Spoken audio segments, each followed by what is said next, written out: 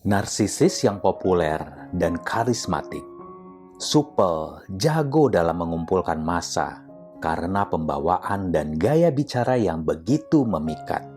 Bisa ngobrol tentang banyak hal, dari biji kopi sampai poligami, dan selalu siap diandalkan dalam segala situasi. Fasad mereka yang sempurna ini begitu memukau, membuat orang-orang yang belum paham tentang narsisme mempertanyakan kewarasan korban atau penyintas hubungan narsistik. Nggak mungkinlah dia begitu, pasti sirik aja lo sama dia. Korban yang baru saja menyadari hal ini juga akan kaget betapa berbedanya mereka di depan umum.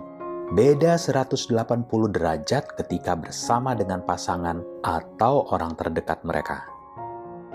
Sepertinya mereka kayak selalu udah nyiapin segala macam skenario yang akan mereka mainkan ketika ketemu si A, si B, atau si C. Gimana sih mereka nyiapin semuanya?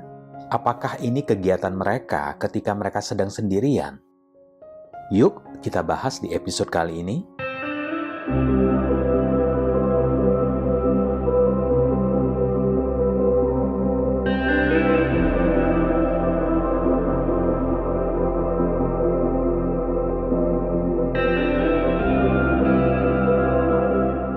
Halo, selamat datang di Gerakai bersama saya, Aden Giri.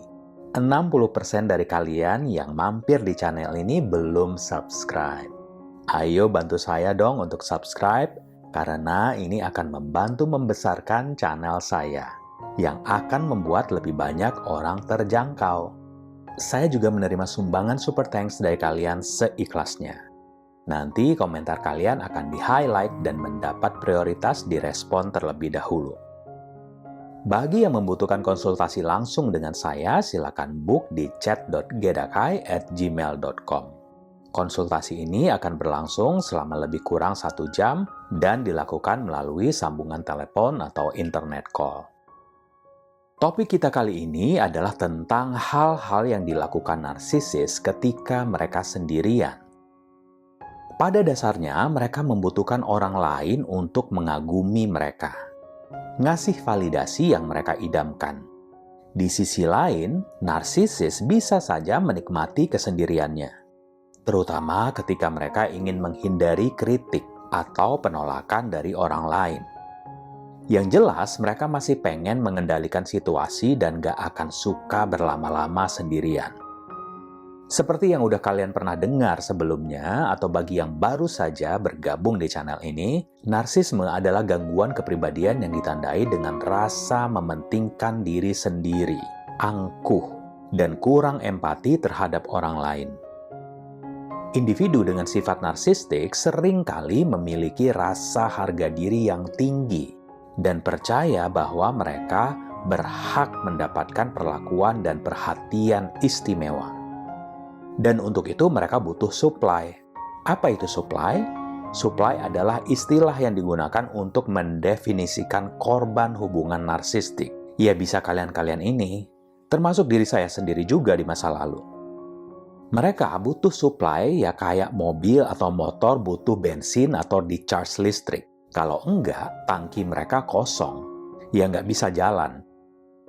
Mereka butuh supply untuk memasok berbagai kebutuhan mereka seperti validasi, kekaguman, citra diri, cinta, status, dan seterusnya. Kalau supply-nya kurang, ya mereka akan megap-megap, harus mogok di jalan.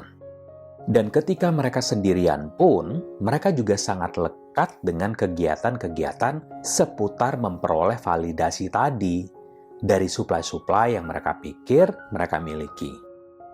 Apa aja itu? Berikut ini 8 di antaranya. Yang pertama, ketika mereka sendirian, mereka akan mikirin tentang rasa kagumnya mereka kepada diri mereka sendiri. Misalnya tentang pencapaian, superioritas yang dirasakan, kesuksesan, fantasi yang muluk-muluk, sesuatu atau seseorang yang akan membuat mereka terlihat berharga. Ingatkan kalau mereka itu merasa diri mereka istimewa. Jadi pencapaian-pencapaian mereka itu suka dilebih-lebihkan.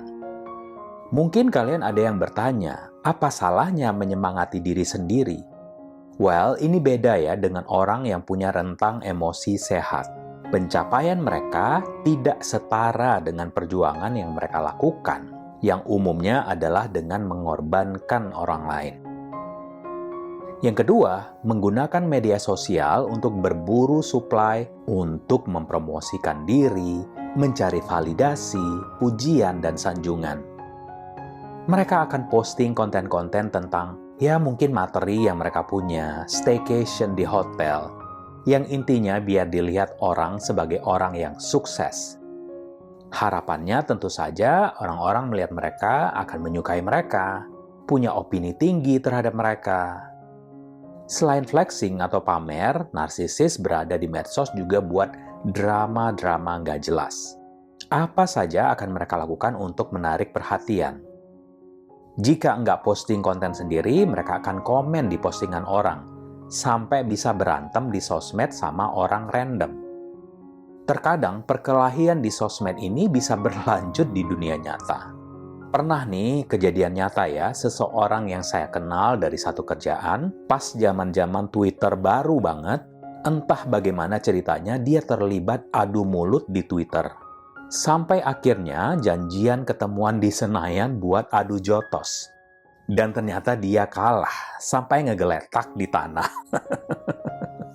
Pas ada reunian acara kantor, dia itu tetap pembawaannya kayak orang bener, percaya diri dan cenderung keangkuh.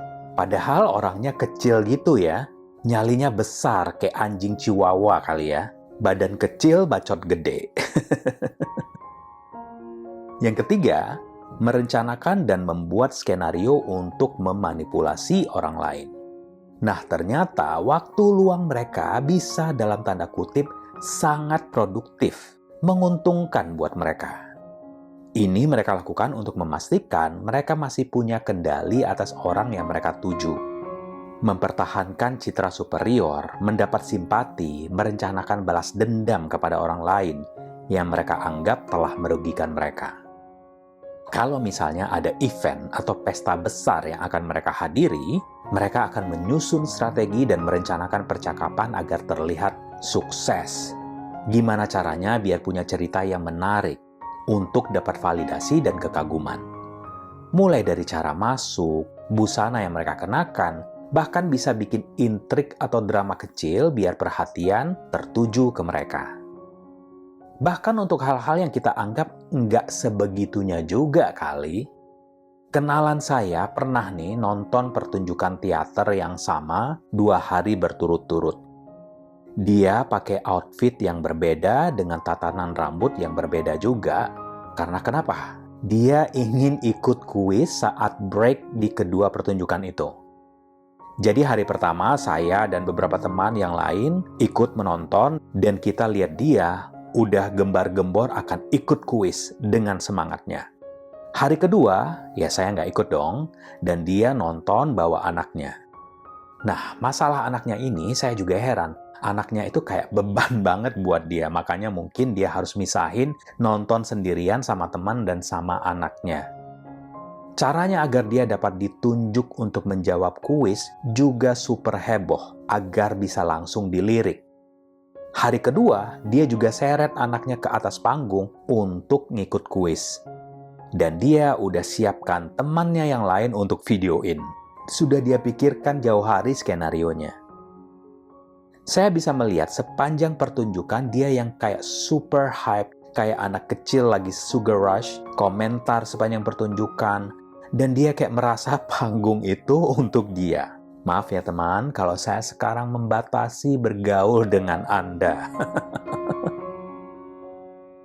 Yang keempat, merenung, memutar ulang percakapan secara selektif yang memperkuat citra diri mereka, dominasi atau kontrol, atau situasi ketika mereka pikir menjadi pusat perhatian untuk menaikkan ego mereka.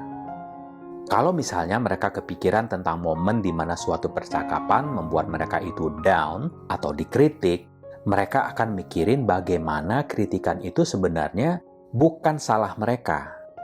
Ini adalah kesalahan si Anu. Ini dilakukan untuk meminimalisir kekurangan diri mereka. Yang kelima, chatting secara pribadi atau ke grup-grup. Nah, ini mungkin sering kita alami ya sekarang. Di zamannya texting, banyak grup WhatsApp yang kita terkadang udah lupa kenapa dimasukin. Nah, ini arena bermain lainnya untuk para narsisis untuk misalnya memancing keributan antara satu dengan yang lain, menciptakan keraguan, kecemburuan, atau kebingungan. Mereka bisa aja hubungi keluarga atau teman kalian untuk jelek-jelekin nama kalian. Intinya, nyiptain konflik atau persaingan untuk mengasingkan, memecah belah, yang tujuan akhirnya adalah agar gampang dimanipulasi. Yang keenam, melakukan tindakan-tindakan yang ceroboh dan impulsif. Misalnya nih, buka aplikasi kencan untuk pelepasan nafsu secara cepat. Atau open BO, sewa PSK untuk fantasi-fantasi mereka yang nggak bisa dilakukan dengan pasangan sendiri.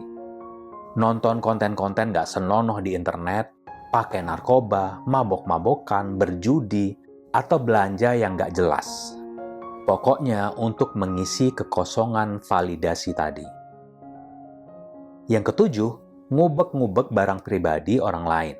Entah itu surat-surat berharga, slip gaji, bil kartu kredit, apapun gitu yang mereka curigai kalian nggak jujur sama mereka. Bisa juga mereka nyolong duit atau perhiasan. Kalau duit, mungkin beberapa lembar gitu yang nggak terlalu kentara. Kalau mulai di akhir-akhir hubungan, mereka kayak bisa mencium gelagat kalau kalian udah mulai gerah banget. Nah, pencurian bisa beralih ke barang-barang yang lebih besar nilainya. Jadi hati-hati ya, kalian harus dokumentasikan dan simpan barang-barang berharga dengan baik. Jika memang kecurigaan kalian udah memuncak, pasang kamera pengintai atau alat perekam di titik-titik penting tanpa sepengetahuan mereka. Yang terakhir, ke-8, mereka akan menghubungi suplai lama ketika mereka sedang sendirian. Kalau kalian masih berpasangan, begitu kalian ada keperluan keluar kota, wow, ini momen yang sangat menggairahkan buat mereka. Mereka bebas bawa siapapun, selingkuhan ke rumah kalian. Makin lama kalian bepergian, makin girang mereka. Sementara di sisi lain, kalau kalian yang punya mantan narsistik, juga saya yakin pasti pernah ngalamin. Mereka tiba-tiba chat kalian lagi, bilang kangen and debre. Nah, ini dia lagi bosen dan kangen untuk merayu kalian. Ini hanya dilakukan untuk ngisi tangki bensin mereka saja. Biasanya mereka akan hubungi banyak orang dalam waktu bersamaan. Iseng-iseng berhadiah. Siapa cepat, dia yang dapat. Gitu mikirnya. Jadi teman-teman, narsisis itu nggak pernah benar-benar bisa sendiri, baik dalam pikiran, ruang, ataupun waktu. Sendirian itu sangat menakutkan buat mereka. Sekali lagi, narsisis itu butuh perhatian dan validasi dari orang luar. Itulah sebabnya mereka nggak mau berlama-lama sendirian. Dan ini juga mengapa penting sekali bagi kita untuk mempelajari tentang narsisme, untuk memahami perilaku narsisis. Kalau kalian suka konten ini, jangan lupa di-subscribe, like, dan komen. Saya juga menerima sumbangan super thanks seikhlasnya dari kalian. Dan bagi yang membutuhkan konsultasi secara mendalam, silakan email ke chat.gerakai@gmail.com.